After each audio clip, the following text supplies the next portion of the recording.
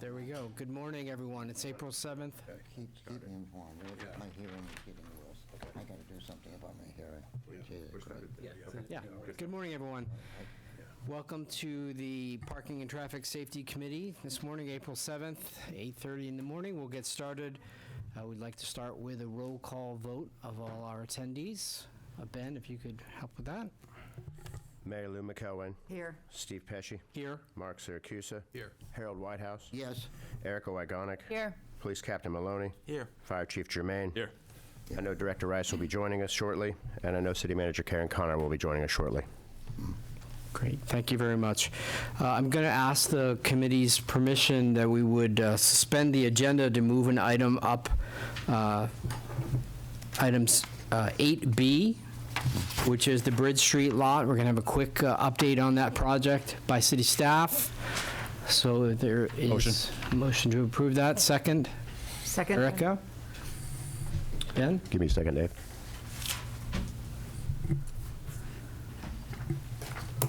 I'm gonna move this, though.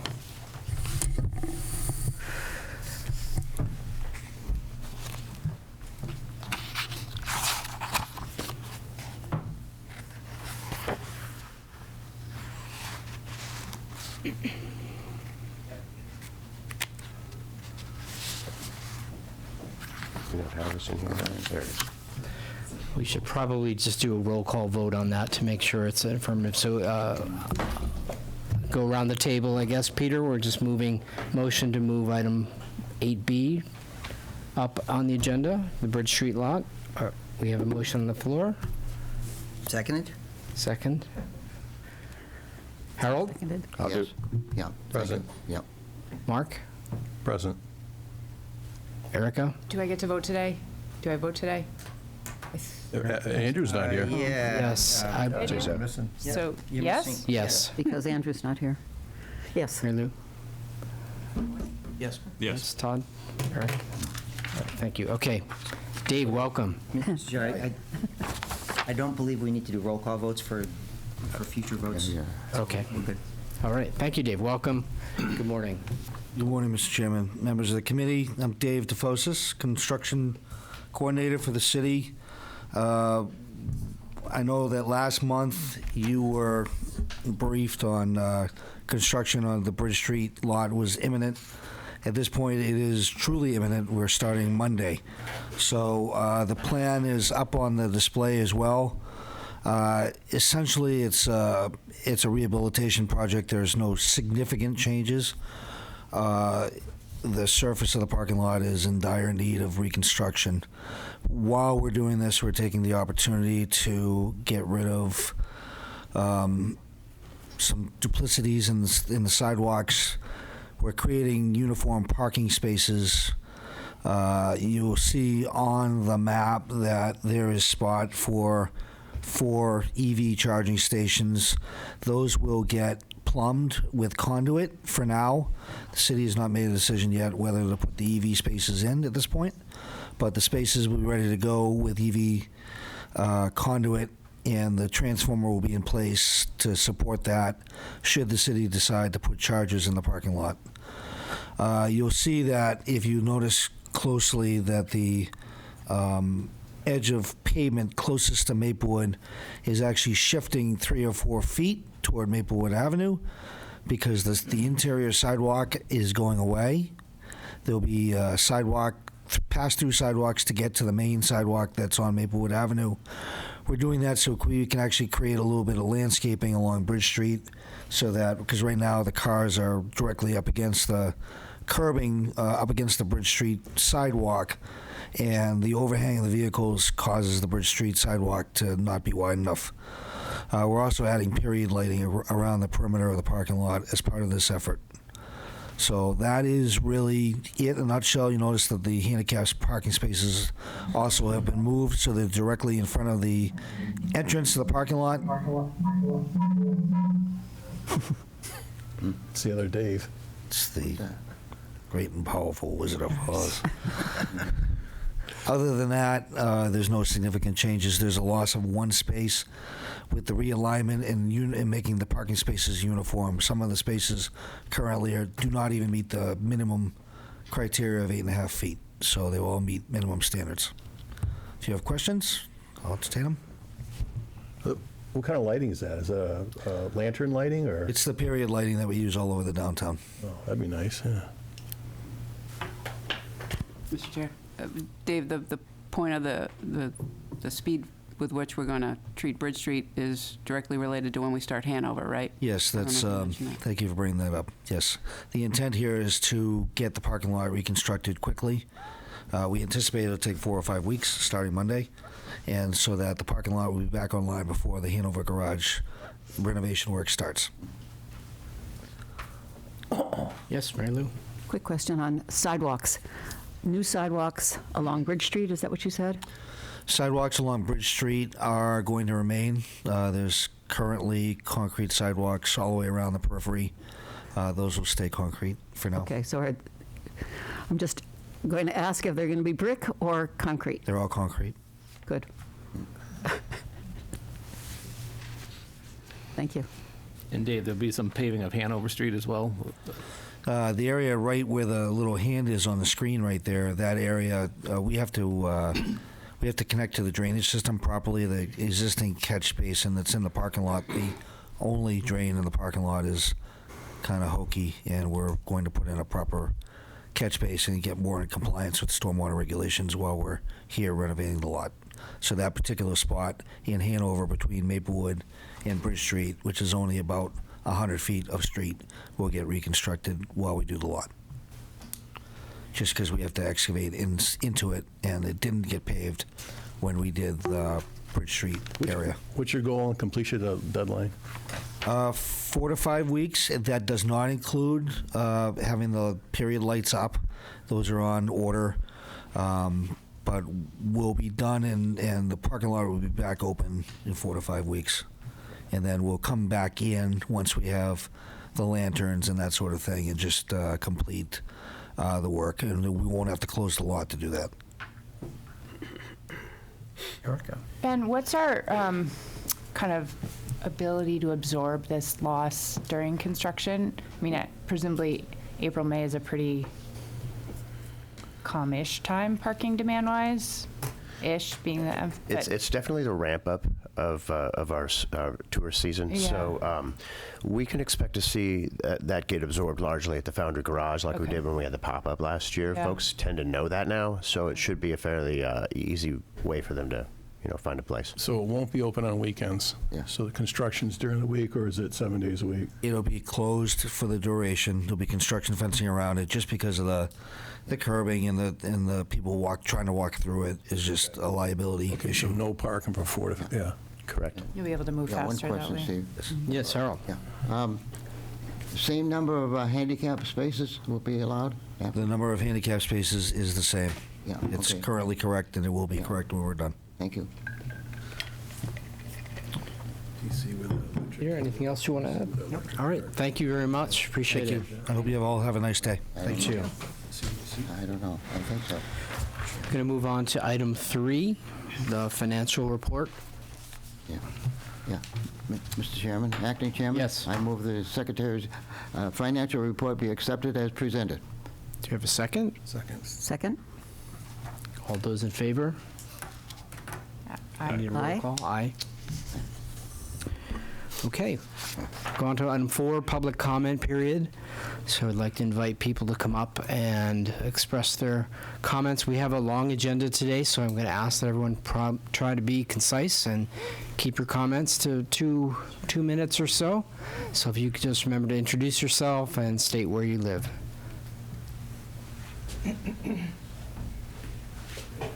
Barbara Grazier, 504-506 Middle Street, and I understand that the bicycle lane survey is on the agenda today, and I just wanted to say that my husband had a chiropractic practice on Middle Street for 52 years. I don't know how many years we had the handicap spot out front. It was taken away with the bike lane, then when they changed it, it came back. So I'm happy that I have it right now. I'm concerned that it's going to leave again because even though he retired, I rent the space to another chiropractor, so they are using the handicap spot. And I'm also concerned about the survey that was done. I thought it was just for, excuse me, Middle Street residents, but I understand that it was posted, maybe this is what I was told, that it was posted on Seacoast Area Bicycle Riders webpage, and that they have a lot more members than we have residents on Middle Street. And so I think this survey is probably tainted because I thought it was going to be input from residents and business owners on Middle Street, and it seems to have gone beyond that. So that's my concern. Thank you. Thank you, Barbara.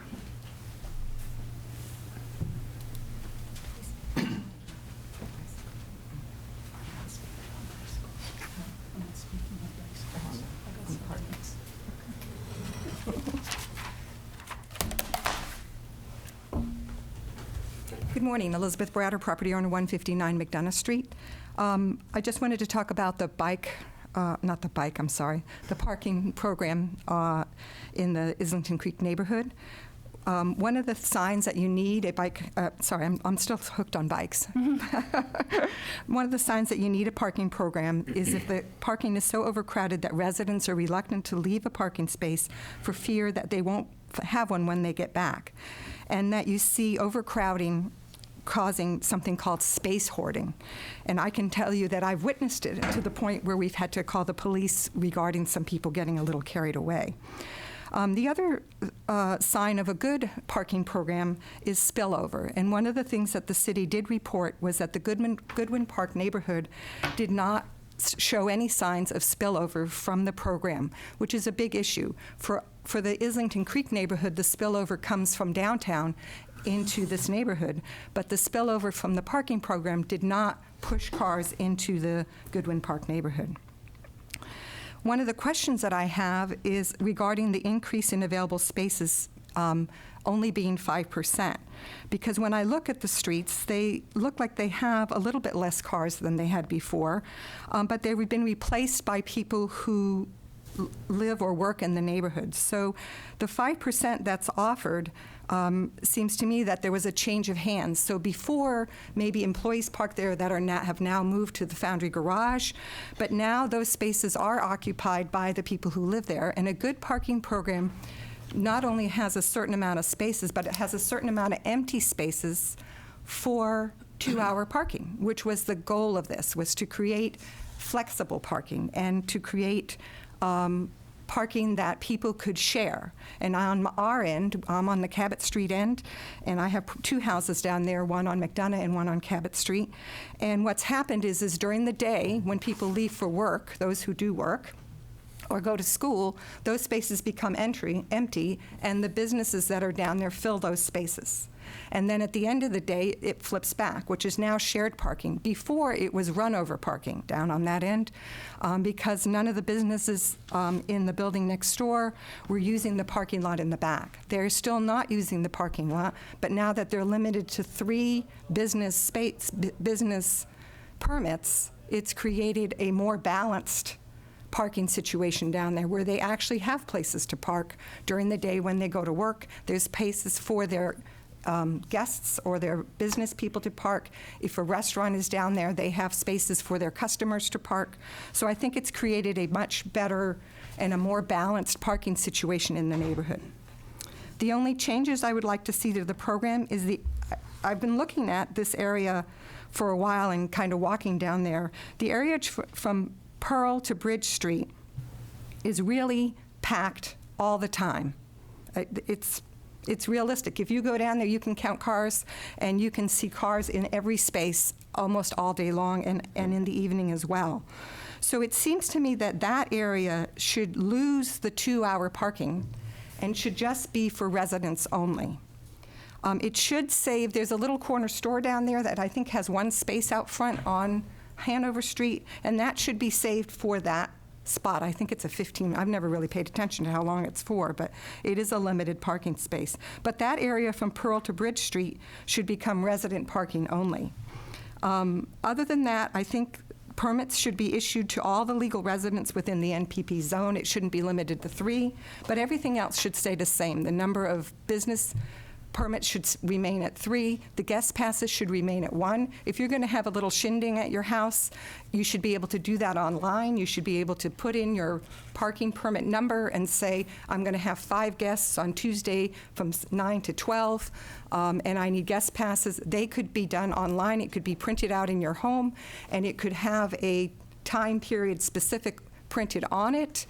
And that would eliminate all this issue about people complaining about how hard it is to get a guest pass. Because you could use your permit number as the identifier and then the actual time that those permits are going to be used for.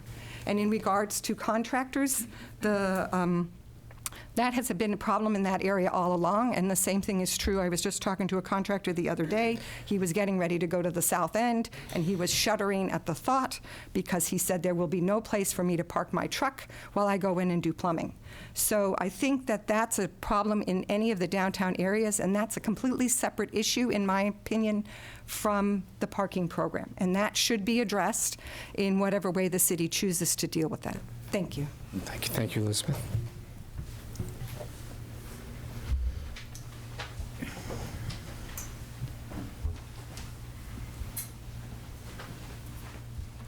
Good morning, Michelle Worth, 439 Hanover Street, also speaking to the neighborhood parking program. I would ask you to please suspend the program and terminate it immediately. Speaking to the survey that was taken, and I said this before, I'll say it again, the survey has mixed responses to whether we like it or not, but you need to understand that the first several days of that survey, you were not allowed to submit the survey unless you answered question 4. And question 4 required you to answer all of the reasons why you liked the program. So if you didn't want to answer question 4, you didn't like the program, you were not allowed to submit the survey. So it got changed a few days later after some phone calls, but understand that there's a whole bunch of people like me who got frustrated and shut the survey off and never went back to it. So the survey is not accurate. I'd like you to understand that $100,000 a year, and the net improvement was 12 spaces. And many of those spaces came from situations like mine. My 2 children are old enough to have their own cars now. So I have a commuting car and a minivan that we carry stuff to the transfer station, and my husband has a commuting car and a 20-year-old sports car he got from a friend of mine. And then each of my 2 boys have a car. We don't have crazy numbers of cars, but that's 6 cars in our house. And so my boys have to go off and park in a neighborhood, across the way. And my own cars registered in my house in that neighborhood aren't allowed to park there. So if that gets changed and fixed, those 12 spaces that you had that were free, those are gone. I mean, because there's other people in my same situation. Neighborhood on Brewster Street, same problem. 2 grown children with drivers. So once you give those spaces back to us, which we should absolutely have, there is no net gain in this program at all. None. It is not worth $100,000. There's more cars there than can park there. I would offer a solution to you. If you look in the city ordinances, I've been through this before. We've been here for 25 years. Already on the city books, it's already there. There's a parking prohibition on Hanover Street from Brewster Street down to Bridge Street. There's already a prohibition for anyone to park there except for residents. It's already there. If you just follow that parking program, residents only, that will alleviate the Hanover Street parking issue, and there'll still be plenty of parking for the rest of us residents to park where we need to park on Sudbury Street or McDonough Street. If you could please just do that program and suspend this extra fee and extra tax and extra problem for all of us. We do not need more rules and more ordinances and bigger government. Thank you. Thank you.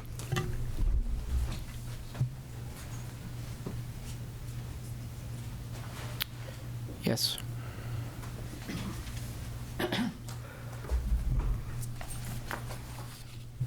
Liza Hewitt, 726 Middle Road. Members of the Parking, Traffic, and Safety Committee, I'd like to know how many of you live on a street whose speed limit is more than 20 miles per hour. that would be none. I live on a street where the speed limit is 30 miles per hour. It is one of the only residential streets left in town that has a 30 mile per hour speed limit. I have come before you consistently for 2 years, asking for you to lower the speed limit on Middle Road and Islington Street, the only 2 streets in the residential corridor zone that have a speed limit above 25 miles per hour. My request to lower the speed limit to 25 miles per hour has been met with, "We are going to study the speed limits on 450 streets in the city." First, what is the timeline of this so-called study? Bottom line, how long is it going to be before I know if you will be lowering my speed limit? Secondly, realistically, what are you hoping to accomplish with this exercise? We have now established that you all live on streets with 20 mile per hour speed limits.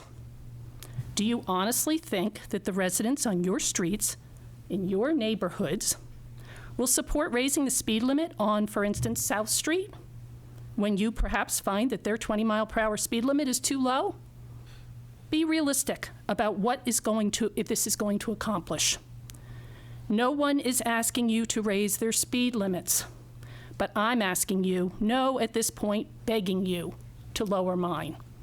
2 weeks ago, on a Wednesday afternoon at approximately 1 o'clock, a neighbor from the condos across the street on Middle Road and her very sweet dog, Sammy, were waiting to cross the street at the crosswalk. Sammy always sits on the side of the street and waits to be told it's okay to cross. I saw them waiting to cross, and I stopped my car before the crosswalk. I was going 25 miles per hour, as I always do, so it wasn't hard for me to stop. Behind me, going faster, was a pickup truck who apparently was not able to stop because of his speed.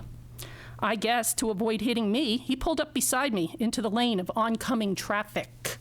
And thank goodness saw Sammy and his owner, who were already by this point midway across the street because I had stopped for the crosswalk, in the crosswalk, and was able to stop before hitting them. These types of situations are regular occurrences on Middle Road. That day, Sammy and his owner got across the street. What happens next time?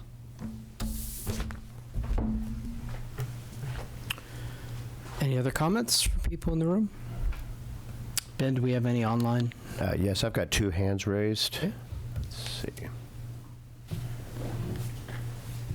Start with Ken Goldman, please. Good morning, Ken. Good morning. Can you hear me? Yes, we can. Can you hear me?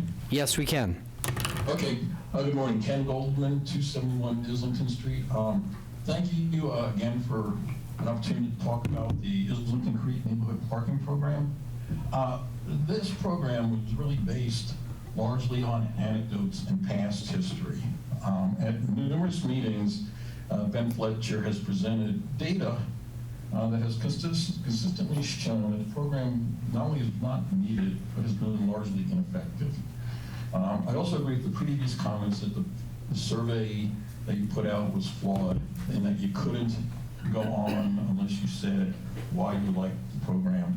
It should have just been, do you like the program and do you not like the program? So I think that you can really, in some ways, ignore the survey or redo it because, I mean, having that one roadblock in there, you did reissue it, and I don't know if, I responded, I actually did it twice after you changed the survey, and I don't know if both my results were recorded or not. There's a lot of programs.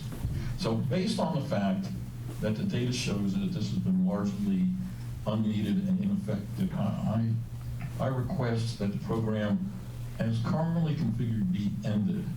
But having said that,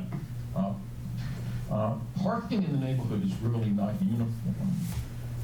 The end where I live, really there's plenty of parking, despite what some other people may be trying to tell you.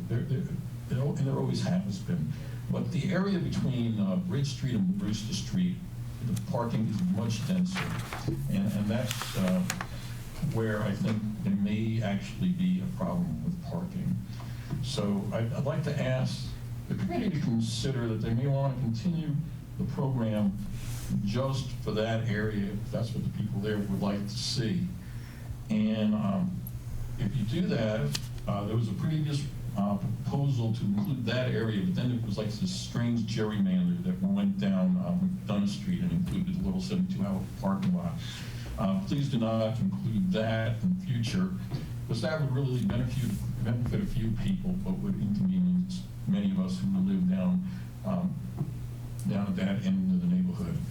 And also with the High Hanover parking lot garage closing soon, and the construction of the new micro apartments where it's a state location, the city may want to consider continuing to monitor the parking in the neighborhood, maybe at not the same level as now, but just to see if there truly is an impact on the parking in the neighborhood from these factors. And I just heard today that the Bridge Street lot is going to be closed for 4 to 5 weeks. So you may want to continue to monitor parking in the neighborhood to see how these impact the neighborhood and whether it drives to maybe continue the program or reinstitute it. But I think things being as they are today, looking at the data that Ben Fletcher has been showing us that consistently shows A, no need for the program, and B, that it's been largely ineffective, I may ask you to please end the program as it is currently constituted. Thank you very much. Thank you, Ken. Peter just wanted to make one correction to something that we might have heard you say. Well, Alan, you had said the Hanover garage was going to be shut down. It's only a third of the spaces, so it's a 900-space garage, so 300 of the spaces will be impacted seasonally. So I just wanted to clarify that statement.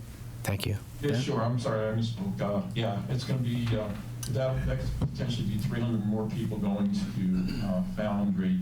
And, you know, I don't know if there will be an impact on the neighborhood or not, and that's why I think it may be necessary for the city to continue monitoring the parking in the neighborhood at least some level. I understand right now they're doing it 3 times a day. I think that's what Ben had said previously, and maybe that's no longer necessary. But you know, between that and then once they start work on the stadium, that's going to be down the road a bit. But once they build those micro units there, that's very potentially going to have an impact. And you know, I just think you need to keep an eye on it. But as I said, I think things being as they are right now, I think the program is currently constituted really is not necessary. Okay, thank you very much. Yes, Ben, next. So the next person in the Zoom waiting room is Allison Boussier.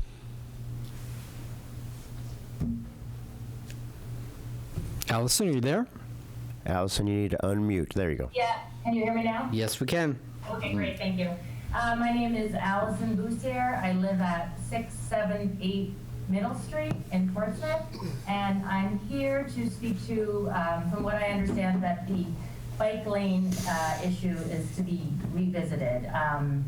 This was brought to my attention after, I guess it was raised perhaps at a recent meeting, and I know I did get the survey, although it closed before I got a chance to fill it out. So please understand there are, I do appreciate your efforts to include Middle Street residents and whomever brought that up at the previous meeting to reach out to us. It's much appreciated.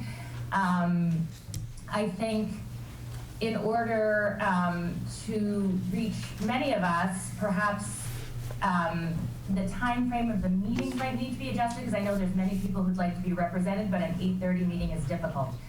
In the essence of time, I'm going to try to be brief, but I could speak a lot to this issue because it's been going on for several years, and many of us have invested quite a bit of time already, so we're a little bit perplexed as to why this is coming to the issue again. Just personally in our family, my husband went on a 3-hour walkthrough with members of the previous city council 2 years ago to address all the issues. There was a meeting with Middle Street residents where many issues were raised. I could give a long history of this project, and essentially it was determined that the parking lane be moved, the bike lane on the southbound traveling side be removed and the parking moved back to the curb. I guess there's a certain constituent of folks who are unhappy with this decision, and I'm wondering if that's why this is being now revisited again. The city, I know, you've spent a lot of time, a lot of resources studying this issue and trying to make it work. This is a 1/3 mile area on Route 1, and I'm trying to understand the attachment to having this bike lane travel through that area. I've lived here for 17 years. I lived around the corner on Aldrich before that for 5 years, so I've seen it, and I've seen the history, I've seen the changes. I have connected with some members of the SABRE, Seacoast Area Bike Riding Group, with the capital. I would say I'm a Seacoast Area Bike Rider, lowercase. I'm a bike rider and a Portsmouth resident. I'm trying to understand the attachment and why this route is such a priority. And I met a woman who had come to take photographs on Middle Street, and I stopped to talk to her and asked her what she was doing. And she was from SABRE, and she said she was coming to photograph situations on Middle Street, and she had traveled from, I believe, Durham or Dover. Trying to, again, understand her perspective and why this was such a priority. She said, well, it's because it's a safe route to school. That's why this section is so important. Having sent 3 children to the Portsmouth Public Schools for the last 15 years by bike, it is not a safe route to school. And if that is the priority for holding on to this 1/3 mile, I think anyone who uses Middle Street understands that almost all students who are traveling to any of the public schools in town will go along Lincoln Ave or any of the back roads, and that's not, even with the bike lane, Middle Street is not the optional route. So having that being said, that is the priority reason for really holding on to this, and in the larger framework of the bike, I think is, at this point, is not accurate. And you can, I don't know, you can continue to do more studies. I'm looking at the tool design. So, Allison? Study really is observations of a 2-hour Mr. Chair, if I could address. Allison, could we interrupt you for 1 second? So just to be clear, the bike lane project's not on the agenda for this group today, but Peter wanted to add a comment, an update. So, Allison, the driver behind this evaluation was that this past city council directed us to do a 6-month pilot of the reconfigured bike lane, and working with the Department of Transportation, they agreed to that as long as we had a public process to review the modification, and that we come back with an engineer study that supports that modification. So the intent of this study is to confirm that the adjusted configuration is acceptable. So that is why, and it was at the direction of the prior city council to do this. So we are just fulfilling what we were directed to do, and we are trying to secure the monies and make sure we don't lose the monies that were invested. Okay. So that's really the driver of this. SABRE had no involvement in getting this pushed forward. It was purely at the request of the past city council. Okay, and so just so you understand, SABRE did post it on their website. That's fine. That's with a comment. Sure. That's negatively impacting, our route. But that's the people responding to the survey perhaps see that negative comment, and that I don't know that was the. And so just I guess in terms of reviewing your survey, understand that you're getting probably overrepresentation from the SABRE members and not necessarily residents of Portsmouth. That's understood. Thank you. Okay, thank you. So next in the waiting room, we have Jonathan Sandberg. Good morning, Jonathan. Jonathan? Sorry, I had to unmute myself. All right, I want to talk about the intersection of Bartlett and Islington Street. In my observation, it takes an excessively long time to get a walk signal at that intersection, and I wonder if that can be programmed to be more favorable to pedestrians. I've timed it myself. It can take as long as 1 minute and 42 seconds, according to my timing, to get a walk signal. And that seems like a really long time, and it seems depends on where you are. If there's other cars waiting, it will take that long. If there aren't cars, in my observation, at every junction, it can be faster. And it may seem to you fair to be like, well, as a pedestrian, you got there and there's cars already waiting, you have to wait your turn. But it doesn't seem fair to me because as a driver, it's either green for you or you're pretty much next. As a pedestrian, you have to wait till all of the car, wait all the way through the cycle. And it's pretty inconvenient, especially when you're carrying groceries and it's cold and windy and you had to crawl over a snowbank to get to the button to push it. I think that we should prioritize pedestrian convenience, and an easy way to do that, I think, at least at this intersection, would be to reprogram it in a way that gives the pedestrian signal faster.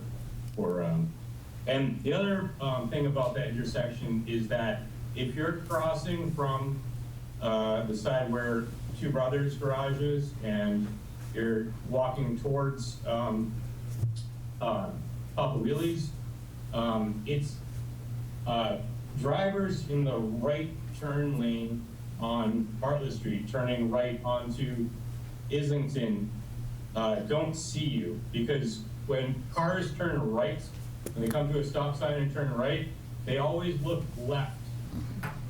They never look right, and they don't see pedestrians. And for that reason, it would be really helpful to have some kind of sign or something that's, maybe it should say, a sign saying no turn on when there's a walk signal. I know, to my knowledge, it's already illegal to turn when there's a walk signal. However, I don't think very many drivers know that. And you see cars turn right on walk signals all the time, and I'm pretty sure they're unaware that that's illegal. It would be helpful, make it safer if at that junction right there was some kind of sign reminding drivers to look before they turn right for pedestrians. Thank you, Jonathan. I see Eric making notes on this intersection, and I'm sure he can go out there and check on the timing and the pedestrian alert signage as well. So I see him scribbling very actively, so we'll put this on an agenda for a future report back. Yes, I can take a look at that. And welcome back, Eric. Good to see you, Eric. Thank you, Jonathan. All right, thank you. Yes. Okay, so we have one more, Christy Jorgensen. Good morning, Christy. Make sure you unmute, Christy. Hi, good morning. Good morning. This week I've been in contact with several other residents who share my concerns regarding the recent Middle Street Bike Lane survey that was intended to be distributed to the city residents who live and work on Middle Street. Sabre, or as everyone knows, it's Seacoast Area Bicycle Riders Group, posted the survey and the QR code on their website. This survey was intended to survey the residents who live and work on Middle Street and not for this highly political group. It's very unfair, and Sabre is literally carpetbagging. The majority of its members do not even live here on Middle Street, so the survey is flawed, and it's biased and not representing a true picture of the residents who live and work here 24/7. Sabre also campaigned in October last year for citizen input on the CIP. Again, another attempt to revamp this bike lane project as posted on their website. I bet the majority of the residents aren't aware about filling out the CIP citizen request form. Well, you can bet that's exactly what Sabre members did and blasted it on their website. And so here we are again in front of the PTS committee, wasting taxpayers' time and money. And as we, if this thing moves forward again. Just a reminder that the whole intent of the project was focused on students attending local schools and not for this minority group like Sabre, who rally a diverse group of members that reside outside of the state of New Hampshire, Portsmouth, and members who do not live on or near Middle Street. I believe the intentions of the survey were very much appreciated by the residents, but it is seriously flawed in that it did not request street addresses and more specific information to identify the actual residents and business owners who actually live and work on the street and the feeder streets. I'm asking the PTS committee to throw out this survey and replace it with a survey that identifies the resident names, addresses, emails, and phone numbers or else utilize a direct mailing pulled by tax records to all property owners and residents who live on Middle Street and in the affected bike zone. The PTS committee has held several public sessions in regards to the Middle Street bike lane project. And if members of this committee go back and listen and read the feedback from the majority of the citizens, you'll hear from them, the majority, that they don't want to see cars parked back in the streets again, bollards plastered everywhere, increased noise and exhaust pollution, traffic congestion, and increased risk of accidents that we've already witnessed in front of our homes, and we want to bring back the street parking that was removed. I ask the PTS committee, please consider the validity and fairness of this recent survey, and I hope that members listen very carefully to the residents who live and work on this street and consider their concerns and not this minority group with their own self-serving agenda. Thank you. Thank you. Address. Ask her for her address. Christy, did you state your address for the record? Did you say Middle Street, correct? Yes, Okay. 774 Middle Street. Thank you. Right in the heart of it. Got it. Thank you. Thank you very much. Anyone else, Ben? Not in the waiting room, no. Okay. I think with that, we'll close the public comment period. Move on to the next agenda item. We have no site visits this month, so we're going to go on to new business, item 6. Eric, are you going to lead us on this? Yes, this is a request from the business, the Connections Peer Support Center at the corner of Islington Street and Cass Street. They are requesting a designated handicap parking spot on Cass Street adjacent to their building, that it could be used by their van as well as it would also be open to the public. There's no way to reserve it for just their use, but it would be a handicap spot about 30 feet back from the intersection with Islington Street. Move to accept? Yeah. Second. Second? Second by Harold. All those in favor? Aye. Aye. Item 6B. Yes.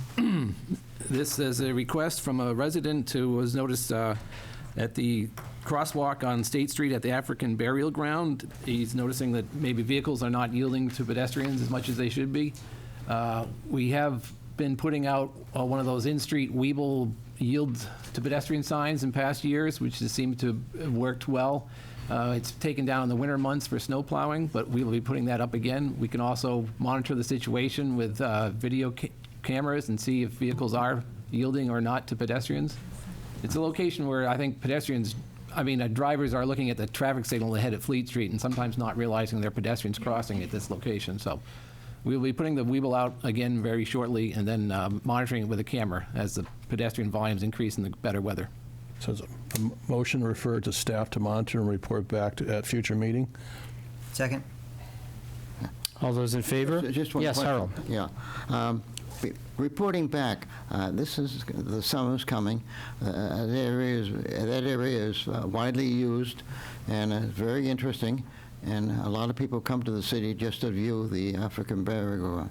So, reporting back, I hope it's within reason, a reasonable amount of time. Okay. Eric, can we try to maybe get a report back by the May meeting for the recommendation? Yeah, it'll certainly help if we get some good weather for, get the people out there to walk, so. Yeah. Okay, 6C. No more snow. Oh, we should vote. Oh, I'm sorry. All those in favor of staff reporting back on their observations with a recommendation at the May meeting? Aye. Yes. Aye. All in favor, unanimous. 6C. Yes, this is a request that came in through the chairman to still receiving some concerns about the pedestrian signal operations at the intersection of Congress, Maplewood, Islington, and Middle, with a change to have that was implemented a year or so ago with pedestrians crossing the same time as traffic turning. We did do observations at this intersection a year ago. We had a lot of video monitoring. I think it was over 80 hours of video monitoring. We didn't see any conflicts that were of concern, but it's something that as the traffic volumes are increasing now for the summer and traffic is back to normal pre-COVID pandemic levels, we can certainly continue to monitor this intersection to see if there are any conflicts. What we did notice is that vehicles are waiting for the pedestrians and then making their turn, which is how they should be making the turns. Then we didn't see any instances of vehicles cutting off pedestrians or, running the red light to try to cut the pedestrians off. So, but we certainly can continue to monitor the situation.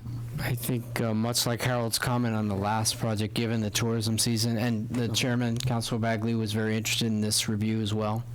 So we try to. Is there any standards from the state in reference to stenciling in the crosswalk? Please look up. That's all I'm asking, you know? Not only there, but Fleet Street and State and...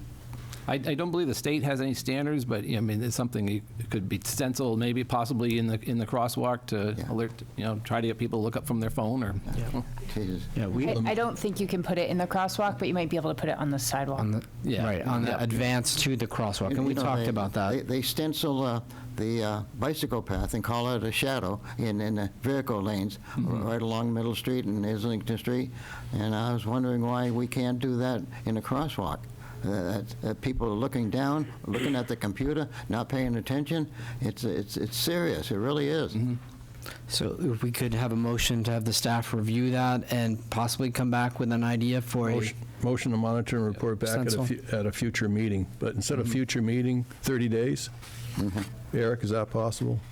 Yes, or next meeting. Yeah, I mean, the farther we go out, the better data we'll have because of higher volumes and pedestrians. But we can certainly. Chairman, if I could, I mean, this is something we've had in place for over a year.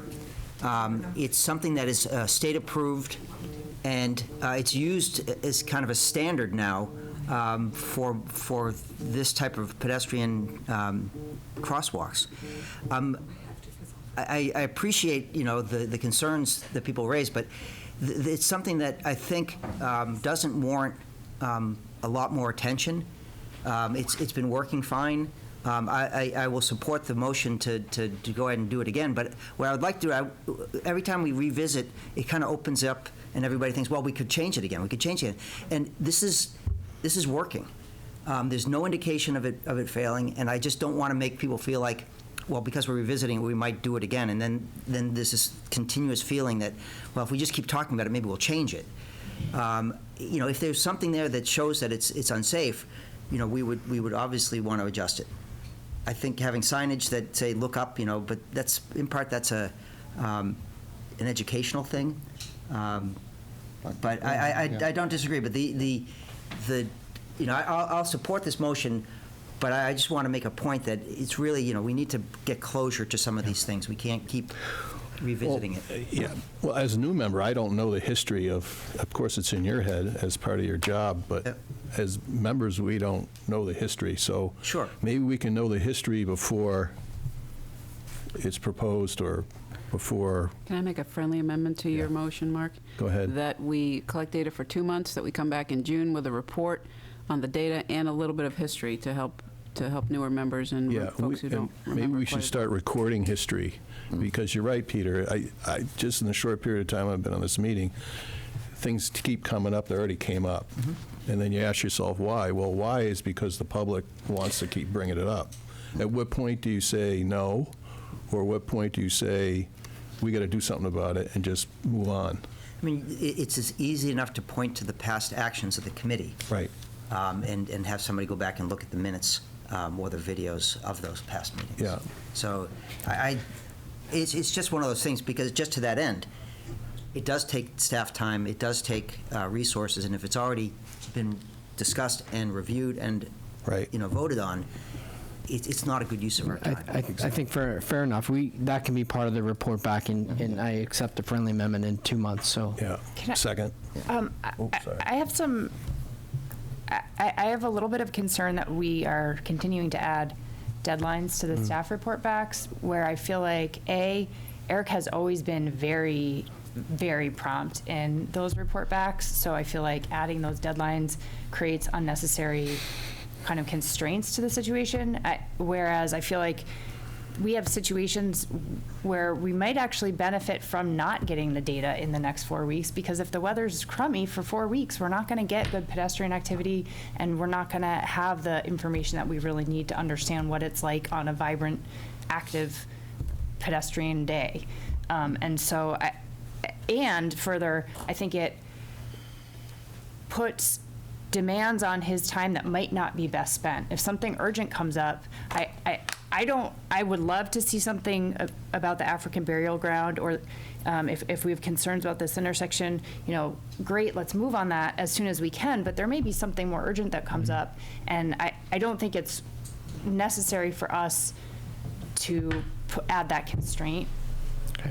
That's my opinion. I think. So my thought would be, as a member, would be is if the staff, whether it comes through Peter or it comes through Eric or Karen, that the staff put on the agenda, if there's urgency, is it important, to act now?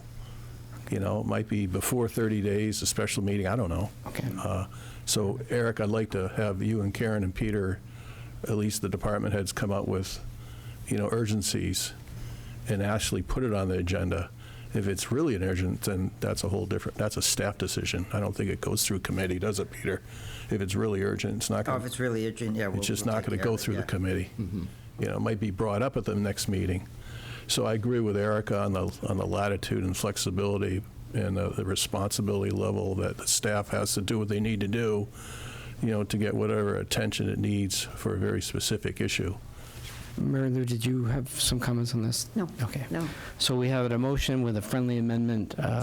All those, and we had the second on the motion, I believe. Did we have a second? I threw the second out. You but made that the was my- motion, you made the can't motion. second it. Okay. Karen's paying attention.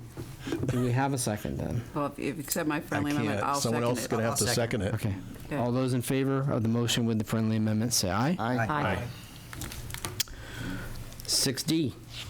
Okay, this next request came in from a resident who's concerned about vehicle speeds on McKinley in the Elmwood Park neighborhood, and especially at this intersection with Harrison Ave and Garfield Road, and also observing students walking to the Dondero School, and we thought that possibly this could be an area for a four-way stop as well as a crosswalk through the intersection. As you can see on the slide, it is a very complex geometry at this intersection, so it's not a cut and dried situation where you put a four-way stop or a crosswalk. I would recommend that we monitor the situation, maybe collect some data out there, turning movement counts or speeds, and see, maybe with a camera where the pedestrian activity is, and that would maybe help to inform some possible direction as to whether or not we could do some improvements at this location.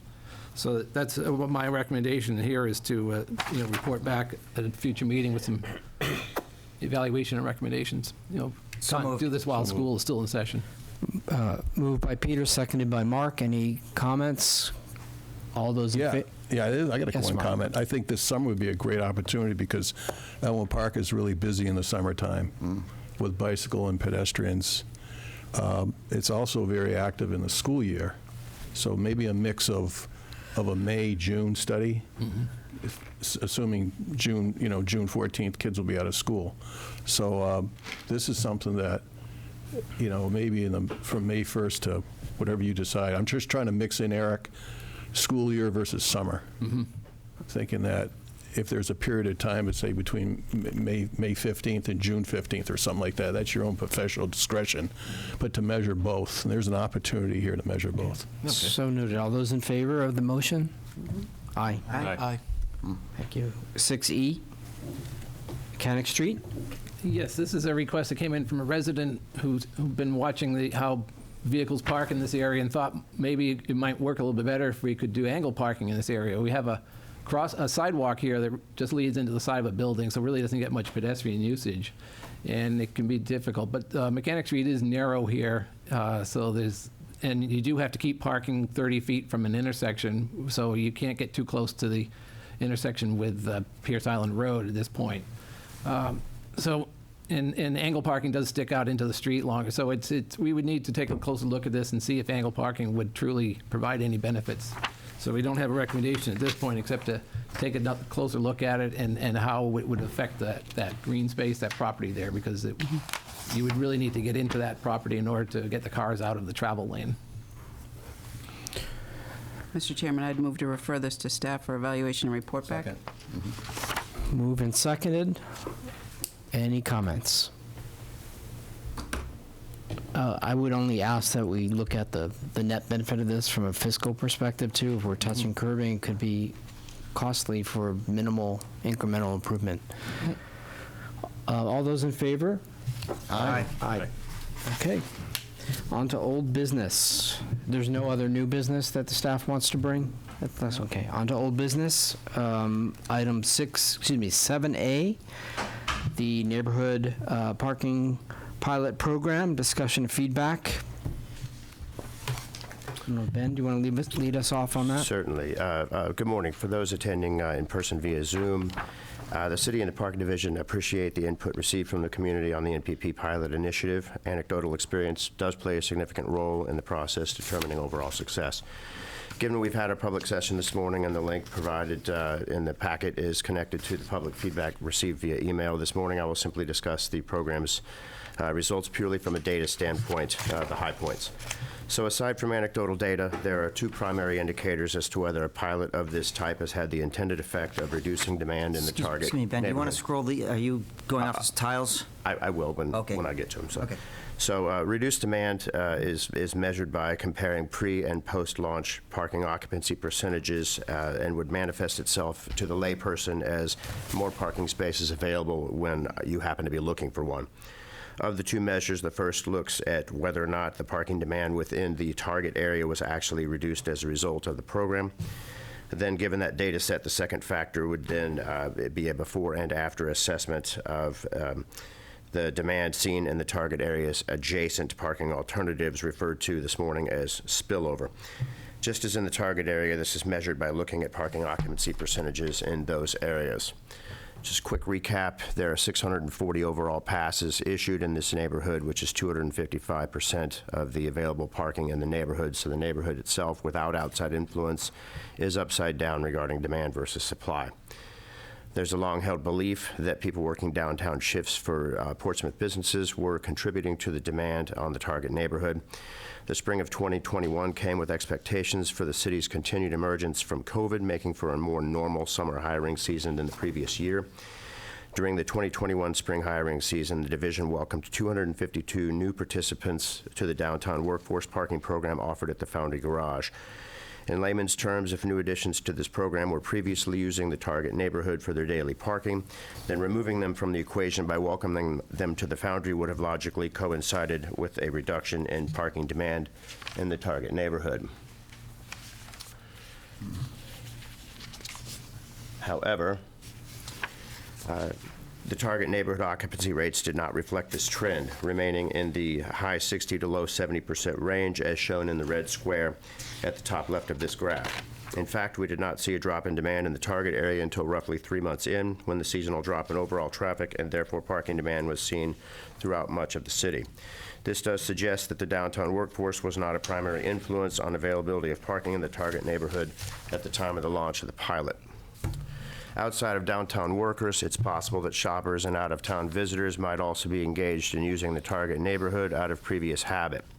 If it bears true that the downtown shoppers were parking in the NPP neighborhood and a program is launched to discourage this practice, another metric to consider would be any measurable increase in demand for the target neighborhood's immediately adjacent parking alternatives. However, rather than see increased demand, the bridge lot transaction and peak occupancy figures held steady after the NPP pilot launched in the 130% range, shown in the red square in this graph. Later, we see the typical shoulder season drop in demand in October, mirroring what is shown in the NPP neighborhood occupancy rates. Similarly, the Foundry Garage peak occupancy is also held steady in the months post-launch, remaining in the low 40th percentile shown here. Additionally, Foundry has not seen the same shoulder season drop-off in occupancy that we have experienced in the NPP pilot area and throughout much of Portsmouth. This data, coupled with an average length of stay of 8.43 hours at Foundry, further suggests that downtown workforce is making use of the garage in large numbers. Concurrently, we have not experienced increased usage at the Masonic lot post-launch, nor have I been made aware, the division has not been made aware that we've received calls or complaints about rising occupancy rates in neighborhoods immediately adjacent to the NPP zone. Throughout the summer of 2020, spring of 21, and pre-launch 2021, occupancy figures in the target neighborhood were consistently averaging in the high 60s to low 70s percentage-wise. Typically in the parking industry, occupancy rates of 85% or higher are where we begin to develop strategies to mitigate demand. With programs of this type, the largest impacts are generally seen early on as the execution of the enforcement process encourages eligible users to participate, and those not eligible are encouraged to seek alternatives. This familiar tile represents the first 3 months data of the program before the shoulder season began, when we typically see reductions in demand throughout the city.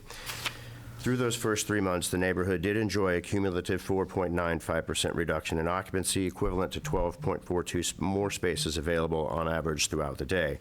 These are gains that can be directly attributed to the launch of the pilot on August 4th. We should note, however, that the majority of these spaces were gained at the west end of the neighborhood, where streets on the east remained very tight, but now had populations of vehicles showing NPP credentials. Collections from citation issuance are not anticipated to be a major factor should the program proceed. So with an annual program cost of roughly $120,000, a price point of $210 per pass annually would be needed to reach relative break even.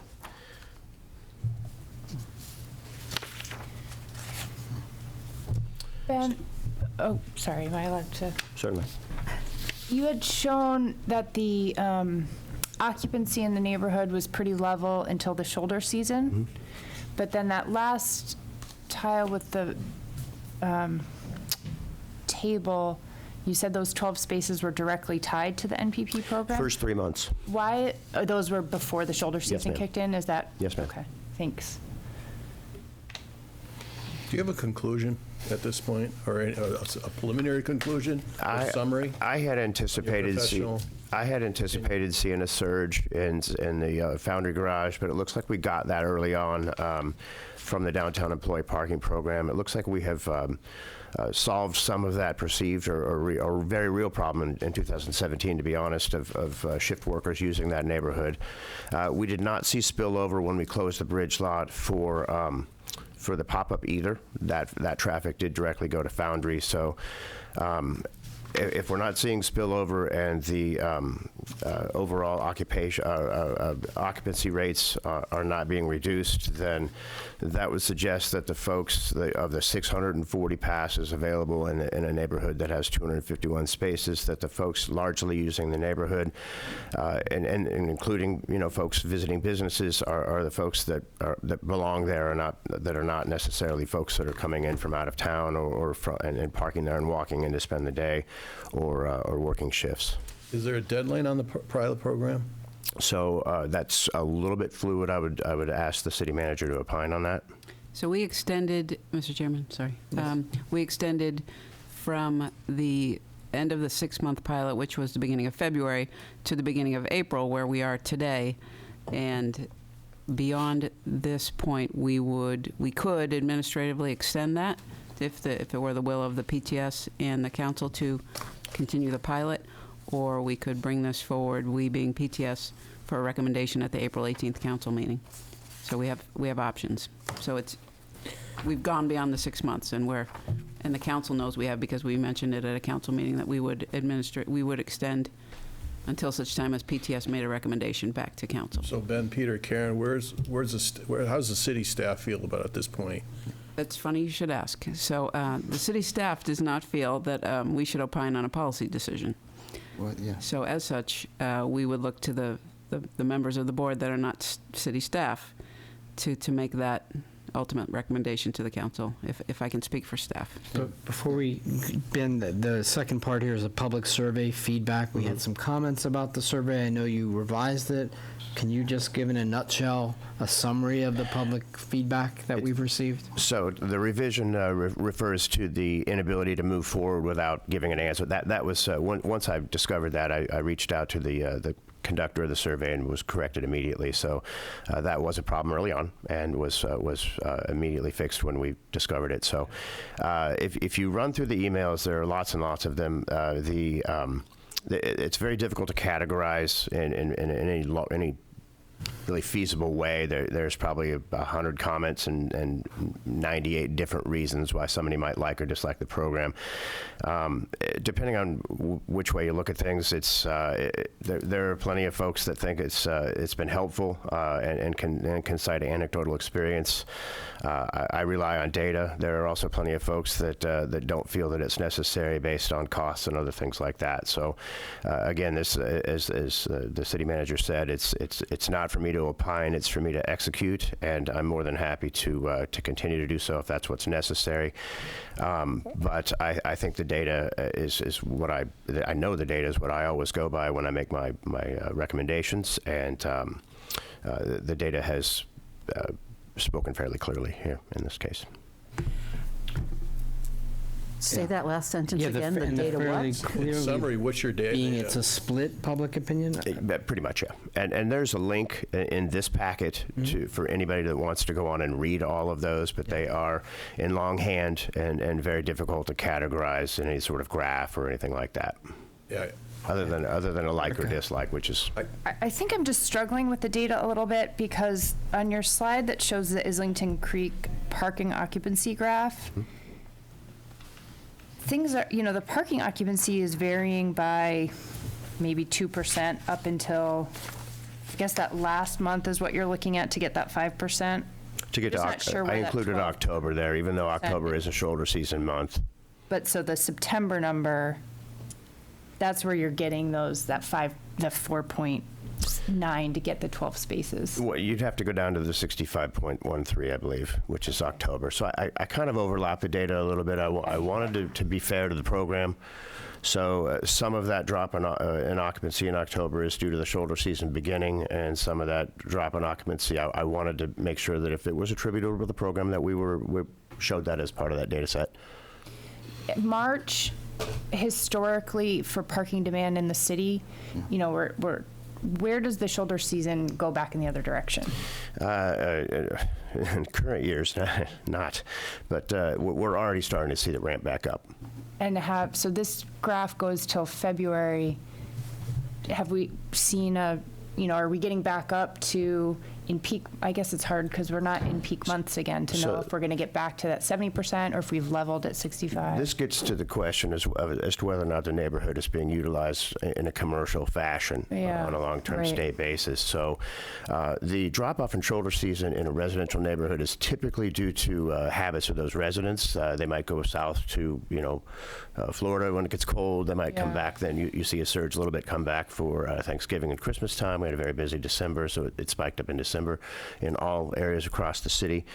That really just depends on whether folks have alternatives where they don't like the cold weather or what happened. It is fairly common up here for folks to have a place to be when it's cold. So, do you see any difference between today and the next 90 days? Any differences in numbers? I think it'll ramp back up to the high 60s, low 70s, where we've seen this neighborhood. If you look at the very first part of the graph there, you're at 69.33. That's actually summer of 2020. Yeah. So the summer 2020 compared to the summer 2021 is 70.08, less 69.33. So it's less than 1% difference over the course of the two summers. 60-40, 50-50. There is no consensus on this. My other question would be, when it comes to the fee, does that go to the fee committee or does that stay with us? Procedurally, Director Reyes, can you opine on that? This committee doesn't have the authority to set fees. Okay. All right, so we're not worrying about, the money issue. I think that would be a council decision. Mary Lou. Yes, this issue was brought up because of quality of life of the residents in that area, and it's hard to put a number, a monetary number on that specific issue. But this seems like an expensive program to me for that specific neighborhood, and I don't know how it could translate to other neighborhoods in the city. I think the pilot has been effective in this period of time. Extending it for maybe through the summer might be the way to do it, but this just seems like a high price for a small area of the city. Chairman, if I may? Yes. The committee can recommend, they don't set fees, but they can recommend whether a fee is appropriate. Right. Okay. Just one comment. Yes, Harold. You know, the staff has put a tremendous amount of work into this, and the public knows about it, and they appreciate it. I just want to say thank you. I wanted to add that comment too, that Ben and your team, you've done an amazing amount of data collection here. I feel personally that there's a consensus that there's been a marginal benefit, but this is a big cost. And I don't know if the benefit matches the cost. I think fundamentally, the issue is there's 251 spaces and there were 640 passes issued. So it's a supply and a demand and a convenience issue. I don't think something like this is practical without a fee to the permit. I feel that there's also a cost to undo this program. Minimal, but to undo it, signage, everything is a cost. And I'm very conscious of the policy issue that falls to the council. And I'm conscious that our chairperson is not here today. So, possibly the best way forward is to allow an extension for a few more months so that we can get a more clear recommendation to the council about what our thoughts are on this. I don't think 90 days is, I mean, we can do 30 or 60, but I think this has been going on. Andrew's not here today, the chairman. He's definitely going to want to weigh in on this. This is the first time that I've heard about this decision-making, because staff's not doing it, the members are. So do we need 90 days? I'd have to say no. Do we need 30 days? Yes. I mean, it's just a question. I think if we do an extension, it would be more of the 60-ish day minimum thing, and our role is to make a recommendation in the end. And so I don't know if anyone is willing to put forward a motion. Any final thoughts from the city manager on this in terms of process? I know that opining is a wonderful word, but any. I think, and I'll look to Director Rice to confirm this, that if it were the wish of PTS to administratively extend this, we could inform the council that that was going on. Peter, does that sound appropriate? I believe that would be appropriate. For a finite period of time. For a finite period of time, to give, you want to give the council the opportunity to make a policy decision. You don't want to make the policy decision for them by shutting it down. So I think extending it to allow the council the opportunity to make a decision, I think would be appropriate. Steve, you agree on 60 days? I don't want to make the motion as the chair, but I do feel that 60 days is a good number. It gives enough time for at least one more meeting of our group, obviously ample council time, and gets us back into the new normal and observations during that, although I'm conscious of how much time has been spent on doing observations. Right. And also anyone who felt that the survey was limiting, is the survey still active online? I would not think so, no. It is not. I do hesitate to make a decision in Andrew's absence, and I feel like either way we're making a decision, but one is more conclusive and one, I guess, buys us a little bit of time. I would be curious to see what the, getting another month or two of data too, not just waiting, but I think understanding if we're leveling out at 55%, that's a lot different than leveling out at the upper 60s. We're at mid 50s right now for March. Yeah, whether or not that's information that means that we carry through with this program, or at least tells us information when we think about this in the future. I think that's important data to get. So I think a 60-day is a good idea. I'm happy to make a motion. Yes, please. I move that we continue the neighborhood parking program for 60 more days to allow a little bit more data and for city council to weigh in on the decision. Second. Can I help shape that? Does that mean PTS in May? I think if we're respectful of a 60-day window, does that mean in May the PTS makes a decision that to recommend something to council, and then council has within that same 60-day window from now? Exactly. That would be that we have the program remain active for 60 days. At our next meeting, we revisit this. That gives the council a month to take executive action on how to dispose of the program, continue, modify, or terminate. Are the members going to have enough information to make a decision in 60 days or next month? You're going to have the data that you have. Ben, is it possible to collect more data to bring to the May PTS Yeah, meeting? we're continuing to collect data now, so. Data set. And make many as calls as you want and ask Ben as many questions as possible. I just want to ask one final thing, sorry, about the survey. Is it worth reactivating that for another 30? Would there be any harm to that? Just turning it back on, quote unquote. I think the folks that are affected, one way or the other, have probably spoken. It's probably pretty easy to turn it back on. It's just standard online survey. So I just look to you guys to tell us what you'd like to see happen, and we'll make it happen. I don't know enough about survey collection to know that we'd be getting duplicate answers from folks who That's my want to suggestion. weigh in more, twice, whether they're for or against. 160 people took the survey. That's a significant number. Adequate. It seemed like a lot of people. Yeah. That's pretty good participation. It is. So I think we have the motion then on the floor. If I could restate it for error, it's to continue the program for 60 days as is, to have this on the agenda of our next Traffic Safety Committee meeting with a refresh of data, any new observations that the staff is able to come up with, and that will allow the chairman to bring forward a report to the council. We may have a recommendation, or the chair may bring forward a recommendation. Erica, motion, second. Second. Mark, Harold, did you want to say anything else, or are you ready to vote? Okay, all those in favor of that motion? Aye. Yes. Aye. Abstain, please. I would like to abstain. And Peter Abstain as well. abstains. As well. So city staff abstains. You do. You have five non-staff members. Smart people. Surprise.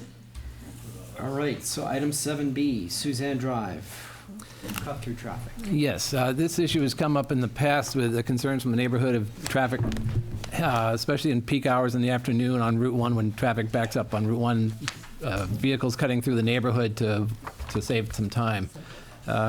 It was looked at past just looking at volumes in and out of the neighborhood, and it didn't appear there was much cut through, but we had a recent neighborhood meeting on the sidewalk proposal in that neighborhood, and this issue came up again. So we placed video cameras at the entrance and exit of the neighborhood, as shown by those yellow circles.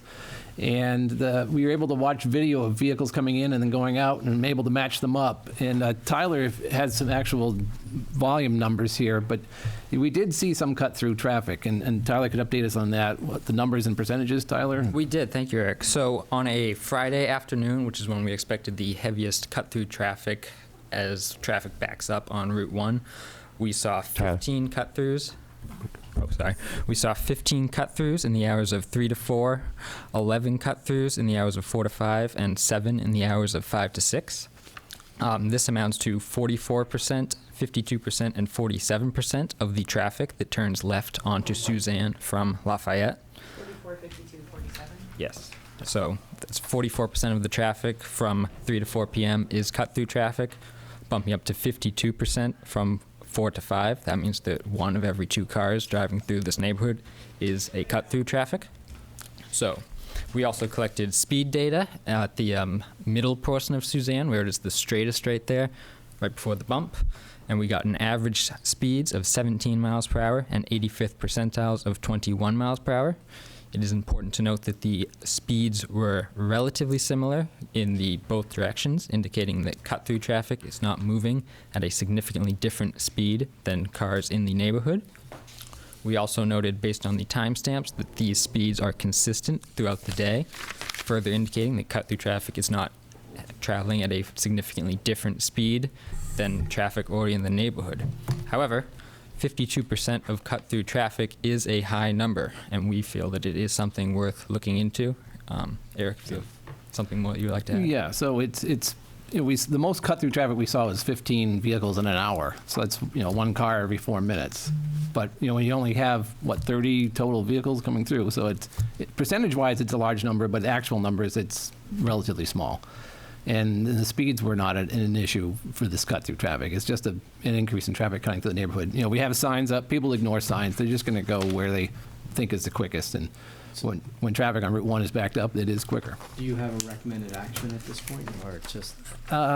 Recommended action, if we wanted to do something, it would need to be a physical measure, I believe, to keep traffic from cutting through, make it physically slower to get through that neighborhood. Whether that would be a diversion, a one-way street, a blockage, a speed hump, something physical that would slow traffic down or redirect them through this. It's not a sign, it's a significant project. Yeah, signs have been out there and they're ignored. Have you guys figured out the travel time difference to do that move? How much time are people saving? Yeah, not during the peak periods, but when there's no backup on Route 1, it's equivalent time to get through the neighborhood or to stay on Route 1. But I'm sure it's faster to go through the neighborhood when traffic is backed up on Route 1. Okay. Are in the neighborhood meeting, there were complaints about cut-through traffic. Do you feel like they were concerned enough about the cut-through traffic to actually make a difference with cut-through traffic? I think you have to do something substantial, like you've talked about with a one-way pair, or not a pair, but a one-way section or a diversion, or you can't get through particular ways. You have to take a longer way around. Were they concerned enough about the cut-through traffic to be willing to tolerate something substantial? Yeah, that's a good question. I was not at the meeting myself, so I wouldn't be able to answer for the mood of the room. But So we will be having another report back relative to the sidewalk project. We could report this information at that time and get, judge get a temperature of the acceptance of doing something more significant. Are those new sidewalks, Peter, or just rehabbing the ones that are there? They're rehabilitating the existing sidewalks, but we're not doing all of the first phase is to look at one side. Right. So it's we're in the process of selecting the right side to put it on. There's everybody wants them, but they don't want them in front of their house. In front of their house. But they're there already, so it's like you already have them there. So Eric, McKinley Road has a cut-through, but the ongoing neighborhood joke is that they have Rye and Newcastle permit stickers on their cars. So people have actually boldly followed people to their houses, but I think that's an extreme. So I would make a motion that staff presented at the next meeting and report back, if there's actions that we need to program. If it's a significant cost, it'll have to be put into the CIP. Right. And, we have traffic calming monies that have been identified in ongoing manner. This first year's monies are going to be for Middle Road, Aldridge, and last section of South Street. So, but we could add it to the list of, requests over time. So. Okay. Can I ask one more question? Sorry to get into the data a lot on this, but did you guys just collect data on Friday afternoon, or you just sat? I mean, I know it's really time consuming to match vehicles. It is, you reported back on 3 hours. Are those the only 3 hours we think that there's cut through? That there's only meaningful cut through? Is it 3 hours on Friday afternoon? Is it all week long? We did monitor. You want to? Yeah, if I will, Mr. Chair. We did also monitor on a Tuesday to give a more better representative date from the same area time period of 3 to 6 p.m. and we got an average of between 30 and 40% cut-throughs. So it is not just a Friday at peak traffic hours. There was also significant cut-through. Yeah. And the background traffic's about the same at the same time. So we're looking at 15. Well, no, the volumes were less. The volume is lower. The volume is about 5 to 7 cars per hour, but the percentage-wise is very similar. So we have a motion on the table. Do we have a second on that? I second that. Second.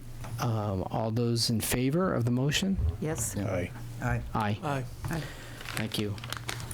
Item D. Request for U-turn prohibition. Oh, yeah, I think we skipped one there. Oh, sorry. Austin Street, my apology. So we've gone out in the field and looked at this situation, took some measurements, and looked at state laws and city ordinances regarding parking and blocking of driveways and intersections. And what this diagram shows is that from the crosswalk at the intersection with Union Street back to the edge of the driveway at 274 is a total distance of 55 feet. It's not shown there, but The state law requires that there's no parking within 30 feet of a stop sign. From the crosswalk, 30 feet back, there is no legal parking according to state law. So that leaves a 25-foot area between that end of that blue line and the edge of the driveway to 274 where it is legal to park. So certainly you can fit one car in there, and when a car is parked there, there is still a 10-foot travel lane to get by. The roadway width is 17 feet. You know, on average, a vehicle is about 6.5 feet wide, 7 feet wide, you know, on a wide vehicle. So it does leave a narrow 10-foot travel lane to get through. And depending on, you know, the size of the vehicles or their turning, it can be difficult. Yeah, but, you know, it's a tough situation because if we were to enforce everything by the letter of the law, that leaves us just one legal spot, and that spot is right across from the driveway for the people who have the concern. You know, there is a wiggle room of, you know, average car length is 17, 18 feet long, and there's a 25-foot area to park there. So there is a little bit of wiggle room on either end of that legal area where the car could be located, and that could help them getting in and out of their driveway. So we don't have a recommendation at this point, because if we were to recommend going by letter of the law, it's not going to help anybody. It's going to formalize a parking space right across the street from their driveway, and it's a challenging situation because it's a very narrow street, similar to many narrow streets in the city where you're not parking directly in front of someone's driveway, but you are making it a challenge to get in and out of their driveway by parking across the street from the driveway. Right. Mr. Chair, question? Yes.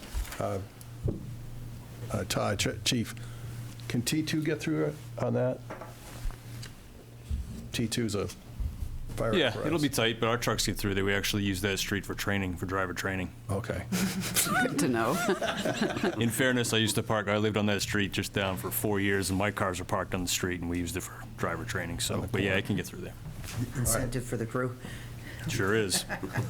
And for the record, we did receive additional communication from the requestant with some neighborhood. I'm a little bit concerned about the precedent here, about if we were to do this citywide, we would be removing a lot of spaces, public spaces, from play. But I'm also sympathetic to the applicant. Was this a scenario of a takeaway where before the paving, it had paint in the street, and then after the paving, the paint wasn't put back? No. Okay. That was a misunderstanding then. I think there was a triangle painted out there by... Yeah, and it was removed. Yeah. It was not done by the city. Somebody took it on themselves to paint the triangle. Oh, all right. Somebody went rogue. We've looked at other options and considering, you know, driveway width and driveway length can help someone maneuver in and out of their driveway. Yeah. I think there are 20 feet there, and the city limit is 24, so it would be possible to maybe widen their driveway or lengthen it, or, you know, but there's not a lot of physical changes that could be made out here. You know, on the street, the city ordinance is that you cannot block a driveway, but that means parking directly in front of the driveway. Right. We could drop the crosswalk, move the parking space forward. I don't think that's a great solution. One question, Peter. When we have an outside contractor excavating and doing a job, do we have somebody on staff to monitor, to make sure it's put back in the original position? Dave? Original condition? You know what I'm talking about? Yeah, it's a pavement. Yes. Yes, they have an excavation permit, and then it's reviewed and checked after they're done. Yeah. Okay. It's not going to be back to perfect condition because trenches are eliminated. Are trenches, but they are required to make sure there's no settlement and that they crack seal it. Is there any action that the committee member would like to propose on this? If this request were to be approved, my concern that it be clear that this is not being approved as a precedent, that it's unique to the situation at hand. Sounds like a variance. Well, and if the sign was to be posted that said, "Do not block driveway" or "No parking," it would not be enforceable per city ordinances. What do you mean it wouldn't be enforceable? Well, there's do not blocking a driveway is meant to be On the other side. well, on the other side, right in front of their driveway. But we could say no parking that whole side. I mean, basically, Yeah, basically, we're saying no the parking. reality of the request is to make it a no parking zone. Yeah, And and that not a would- do not block, and that's an ordinance. Yep. Yes, in order to make it no parking across from their driveway, that would require an ordinance change. Right. Approval from city council. Steve, you're right. You alluded to the fact that we did receive a butter support. Were one of those supporters 274? Question. You know, we received a letter. I don't know if it's every abutter or it's all the effect. I 274, it says they're supportive. Yes, they were supportive. They're on here as supportive. Oh, okay, because 274 does have the off-street parking. I mean, is this,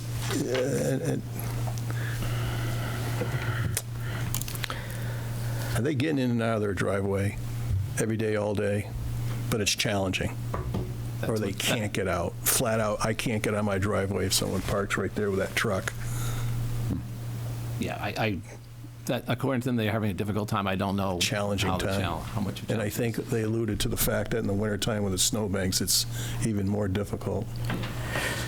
The narrower street. So because in effect, this would be a no parking zone in ordinance, all we can do is make a recommendation to the council to approve that ordinance. Yes, I mean, if we recommend it, it could be implemented on a trial basis, and you know, then to see how it works, but then the city council would have to approve it to make it. And if we make a recommendation, it might come with the caveat of being aware of a precedent, that this is site-specific. It could open up the possibility of other people have the same exact situation in many other places in the city. Significant loss of on-street spaces, like we're talking, you know, X percentage, not just a few, but X. That's my big concern. I think Peter knows this by now, the whole world does. I'm not in favor of losing on-street parking. You know, it's really hard to say, I'm sorry, you know, you lived in a congested area and here I have on-street parking. You live there and you work there. And to say that you can't park there anymore because I'm challenged on getting out of my driveway, you know, I just can't see it. I mean, if this voted today, I'd say keep the street parking. The chief says he can get through with his apparatuses and emergency vehicles. You know, it sounds more of a personal issue, and then to make a special concession to open up a window for any kind of ordinances and going to city council on this topic. I just can't see this going to city council. Might I suggest that a motion would be that we ensure that the setback, state setback from intersection is posted with sign and marked on pavement, the 30-foot, but we deny the remainder of the request as a compromise. Mr. Chair, the difficulty of doing that is there's many situations throughout the city that are in the same exact position, and if we start doing it here, we will need to be doing it at many other spots, and we'll run into the same issue. The intersection setback. The intersection setbacks. You know, obviously. Signage and pavement marking are lacking in a lot of intersections. Yes. Because it's a state rule. Like, we don't sign that you have to use your blinker, right? I mean, there's a I lot of guess state laws. my motion would be suggesting that we do it at this intersection because of the issue that's been raised, but that we don't fulfill the complete request of the. I don't think the person that submitted the request was looking for the 30-foot setback to be acknowledged. I think if anything, they would potentially see that as a slap in the face because now we're forcing the cars to be right in front of their driveway. So I would be reluctant to, I would be reluctant to take any action, I guess is where I come out. I guess one motion could be to put it on, you know, place it on file, file. place it on file. Yeah. Is that a? That's a motion. That's a motion? Yeah. Okay, Harold has made a motion to place this on file. Do we have a second to I'll the second motion? that. Mary Lou, second. I like that. Vote of the committee. Yeah. All those in favor of the motion to place on file? Aye. Aye. I like that motion. Peter Johnson. Item D, U-turn, Prohibition, Market Street, Nobles Island. Yes, we've looked at this intersection here on Nobles Island, Market Street intersection. With the recent reconstruction of Market Street to provide a bike lane and take away one of the travel lanes, it has made the ability to make a U-turn heading out of town more difficult. We have a traffic camera that counts this intersection on a daily basis, and we've seen on average about 2 vehicles a day making this U-turn movement. In the other direction, you get about Great 10 a Toyota, day. isn't it? To me? Just teasing. It could be me. I do that. I forget where I'm going, and then I overshoot, and then I have to turn around. That's me. Motion. Today, wow. Karen. That's a lot. Karen will be abstaining from all further discussion on this item. Motion to place request on file. Sorry. Motion? Second. All those in favor? Aye. E, RRFB request. This is at the crosswalk that was recently painted on South Street and Broad Street. We were monitoring the traffic, the pedestrian traffic at this location on a recent good weather day. We counted, a good number of pedestrians here using it. Actually, 2/3 of the pedestrians were traveling along Broad Street, so they weren't traveling up towards the south and middler intersection, but rather continuing along Broad Street. And what I was particularly concerned about watching the traffic was how often the cue from the traffic signal was coming up and blocking that crosswalk. And it did happen a couple of times, but at that time, there wasn't any pedestrian activity, so I'm thinking is we should really continue to monitor the situation. As traffic volumes increase and the better weather comes, we may see more of this conflict to that location with the crosswalk being blocked by traffic and pedestrians walking out from behind a vehicle stopped in traffic. So motion to refer to staff to continue monitoring during warmer weather at staff deems, the amount of time as staff deems necessary. Okay, we have a motion. We have a second. Second. Mary Lou, second. All those? Mr. Chairman, the origins of this request was from me. The concern I had was we have a section of sidewalk that is really heaved by roots, and I was hoping to be able to get the additional safety, which, I guess it's not necessarily warranted based on the review at this point, but I would like to be able to make the decision to move forward to remove that section of sidewalk and say that we have reviewed it and we are cognizant that we've taken away a section of sidewalk. Right now, it's a very dangerous trip hazard section of sidewalk. It's literally heaved up feet in spots. So I guess I'll support the motion to continue on, but I would like, as a follow-up after that, to just get a sense from the committee if they're accepting of removal of that section of sidewalk until such time we can either get additional right-of-way or the trees are removed. Well, that's been a hazard for a long, would that be deemed a hazard by you guys? Yeah, absolutely. Okay. It's definitely. All right, so that's not even a decision that we have to make. That's just that's a public works decision? It is, but at the same time, it's a section of sidewalk that, we don't remove sidewalk lightly, and we want to make sure that the committee is comfortable with that decision. Okay, so the motion is to remove the sidewalk due to hazard. Well, first the motion was the RRFB. Oh. So this would be a separate, and it really doesn't need to be a motion, it just, the consensus of the committee would probably be acceptable. So to continue monitoring, to acknowledge that Public Works may need to remove the section of sidewalk that is currently a safety hazard. Correct. And defer on the RRFB evaluation. Has that motion been seconded? Has it? It has. It's been kind of messily amended there, but Friendly amendment in there somewhere, Okay. Karen. Peter, are you wanting a motion today to remove that section of sidewalk, or are you wanting to wait until the RFB question is resolved to move forward on the sidewalk?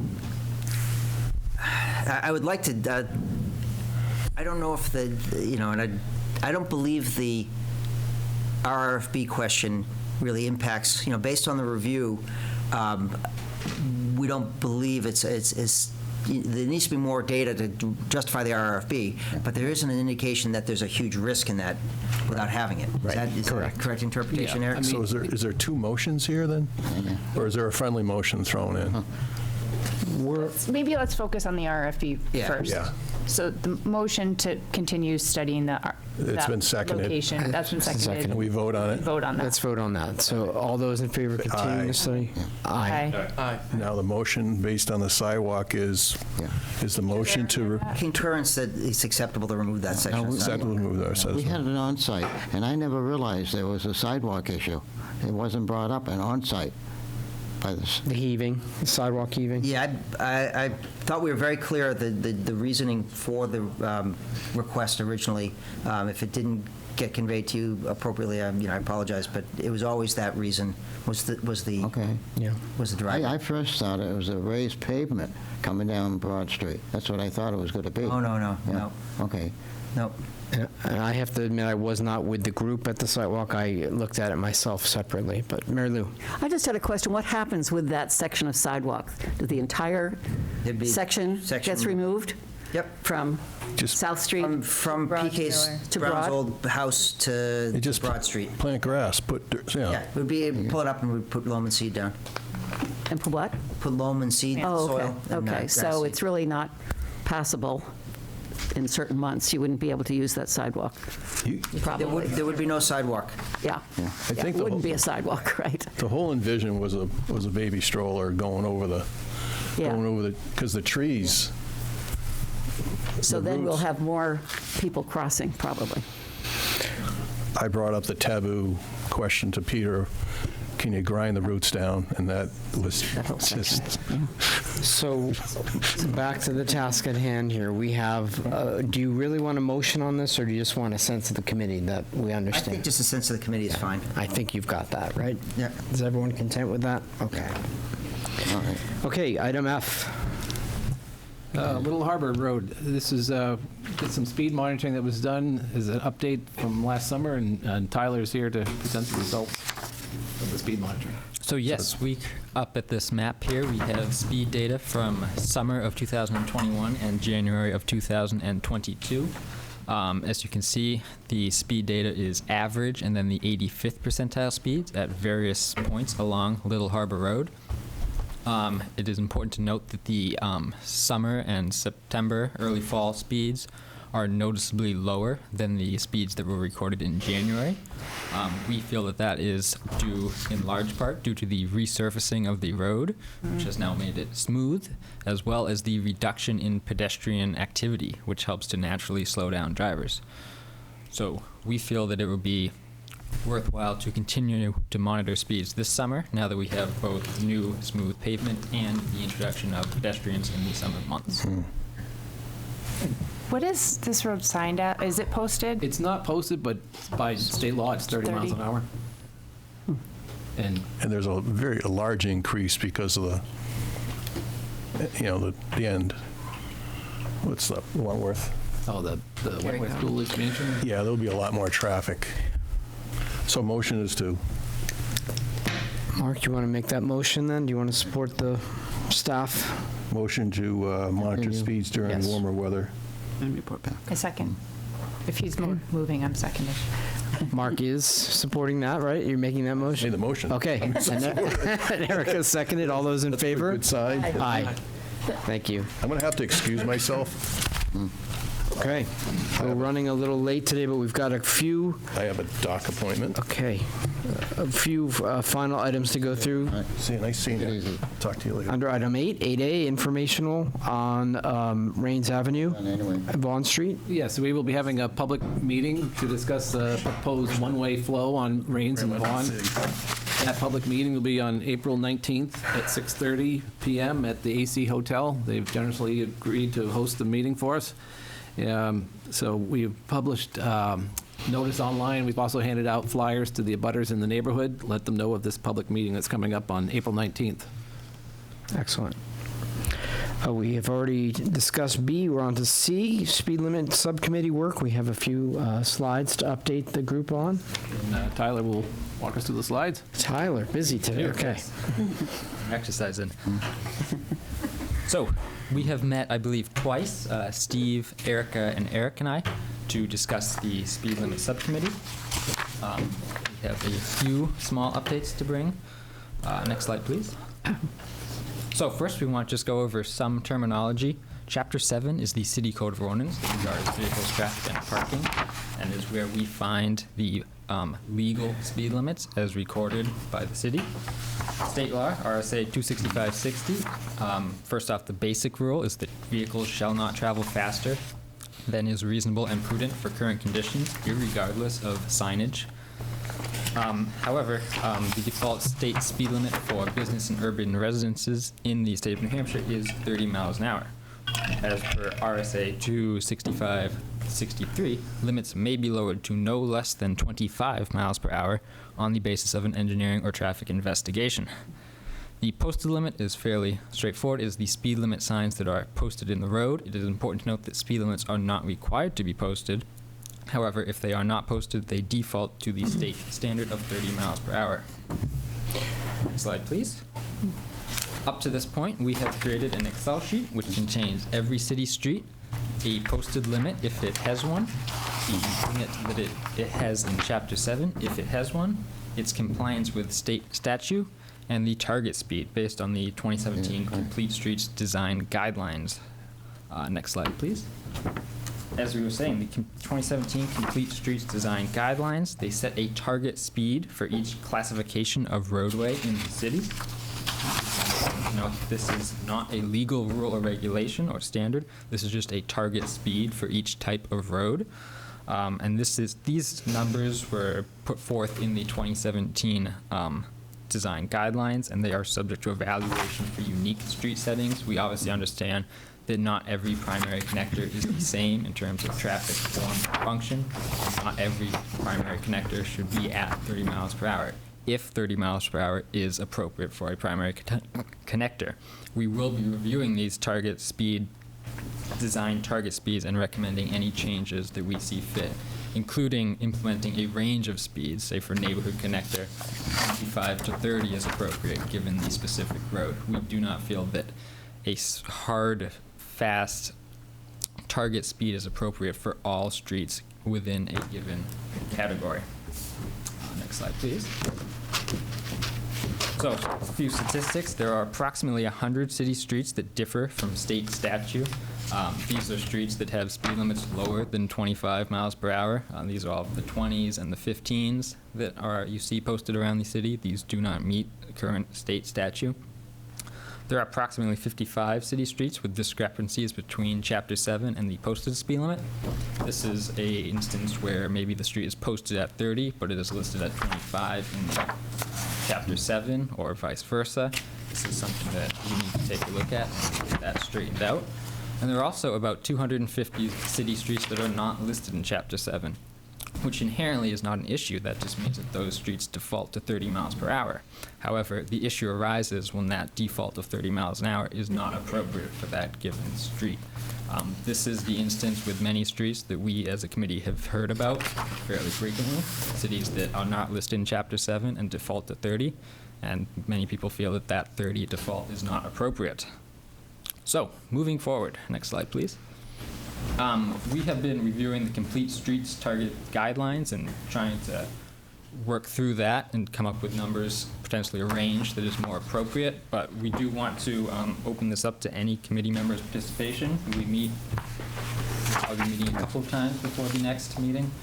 We have several things to focus on. We need to review the Complete Streets Target Guidelines. We need to talk about potentially bringing speed limits into compliance with state law, and we need to work on matching Chapter 7 limits to the posted. So at this point, Steve, Erica, and Eric, I'm sure you have more to add. I just wanted to give a thank you, Tyler. That was excellent. And I wanted to say for the community watching and for some of the people that spoke this morning, there's this tension between doing it comprehensively and addressing streets that are of an individual or group's concern that they feel they've been asking this for many months. And I think as a committee, the council would prefer that we do this comprehensively and identify all of the areas and try to look at the city holistically. Compliance with state law is a very good thing. We should be complying with state law. But we also have a lot of instances where we have streets that are either have fallen through the cracks or silent, and no one's happy with the default speed limit that's in ordinance. So we're trying to kind of balance holistic, comprehensive with, we know there are some streets that people are unhappy with. So our working group continues to meet. Any of the committee members that want to participate in those work sessions, we're happy to have you do so. Erica, did you? No, I think that's good. I think we're trying really hard to focus on this as a policy question, and I think that's why we're approaching it in this comprehensive way. We are trying to break it up into kind of these subcategories, so it isn't some big, overwhelming, comprehensive way. So it isn't 450 roads all at once, so that we can try and make some progress quickly on some of the pain points. And I did want to kind of reiterate what Tyler was saying about the complete streets guidelines. Those are, it's target speeds. He said this, but I think it's just important to note that if a road doesn't align with the target speeds, that's not necessarily a problem. It's meant to have flexibility to it, but we do want to make sure that what is in there aligns with what we think is best for the city. Eric, did you want to add anything? Or? Yeah, I think it's just, we have a lot of work to do, and we're looking for some direction, I think, from the committee as to what we should tackle first, and where we should focus our efforts on. It's a lot to, looking for a first bite out of the big plate of. So obviously, Mr. Chair, if I may, obviously there's a vocal group along the Middle Road corridor that have been advocating for adjustments.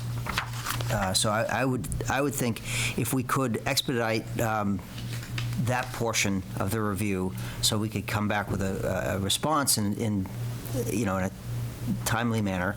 I would probably want to try to do that in coordination with the traffic calming pilot that we did last year, and if there's any recommendations coming out of that. Because, as we know, just putting a speed limit sign up doesn't stop people from speeding. So, there are treatments that we could try again, extend the pilot effort. I'm not sure, Eric, whether you've had a chance to think about it more. And I know we had collected some data based on what we did last year, so it might be worth digesting that a little bit. And, if there's something there that could be done to actually get physical change so that we get some reduction in speed, I think that would be, equally as appreciated as putting a sign up. So we're going to shoot for another meeting within 2 weeks, another work session, I should say. And if any of the committee members want to join us in that, just reach out to Eric. And we just need to be cognizant of not reaching a quorum. Yes. Because if it's a quorum, it has to be. Thank you. Right. Good. Any other input? How Yes, will it be publicized? Because I don't have a computer, so there's no email to me.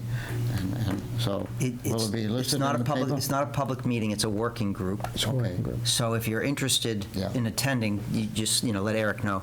Okay. But I already think there are 2 members of PTS on there, so we would have to notice a quorum if other members attend, correct? Well, quorum, I believe, is more than that. Because at 9. This is 9 of us. It says 5. Yep. Yep. Thank you. Thank you, Tyler. Good job. Very good. 8D. We're going to accelerate now. 8D. We're near the home stretch. This is an update that the City Council did approve the action by PTS to implement the time limit changes to loading zones. So yeah, this is just an update for what we talked about back in November. This and the next item were approved via the minutes. So we've put a map up. There's a much better version of this professionally done. This is my map that I was able to do before the for the meeting deadline. But this basically tries to outline the different types of zones that we have. The city had a number of different types of zones already. This is just representing when you would be able to park after hours. So we have received some public feedback, and I do want to have the folks rest assured that we'll be, throughout the summer, we'll be monitoring these just as we did when we came up with these recommendations with scout cameras and looking at the data to see if there are conflicts between parking and necessary deliveries. So I want to try to help folks understand that this is a pilot, and we will be able to adjust it as the data shows we need to. Great, thank you. It's nice to see that come through the council. So this D and E are, well, you want to go back to E? Well, E's right here. It's just it was done in the same meeting. Yep. This is the 3 spaces at Market Street and Russell. This map I should have put a little bit further out, but it's the last 3 spaces before you would turn right onto Russell. We've gone ahead and made those Zone B and monetized them because it made sense to do so in the area, and to try and for folks that want to use the park to ensure that the spaces were open, that they were pretty much full all the time before. So great, thank you. Okay, item F, accident report from the police. In February, we had 54 total crashes. That includes property damage and personal injury. 29 of those 54 were reportable, and that damage in excess of $1,000 damage. So relatively low numbers for February, so that's a good thing. We did have a little bit of weather, which slowed things down too, and also slowed the traffic down. Any questions on the report? No? Thank you. Final item. This is the bike data. Yeah, this is bicycle data from our continuous count station at the intersection of Lafayette and South. It shows bicycle activity with the warmer months now is picking up again. So it's we're continuing to monitor this to see how bicycle usage is along the Middle Street Lafayette corridor with our ongoing bike lane study effort. Any questions for Eric on the bike data? Mr. Chairman, Acting Chairman, I move we adjourn. Mr. Chairman, I have one small bit of miscellaneous, if I may. We're reorganizing our committee assignments internally, and I'd like to introduce Assistant Chief William McQuillan, who will, as of next month, be taking this committee over. Okay, go. Excellent. All right. I'm in. Thank you. Welcome, William. I'd like to just take a quick moment to acknowledge the efforts from the chief over the his duration of tenure here. I truly appreciate your input. Yeah. Yes. Thanks, Chief. Yeah, Thank you. Thank you. We have a motion to adjourn. Is it seconded? Second. Seconded. All those in favor? Aye. Thank you. Thank you. Everyone have a good day.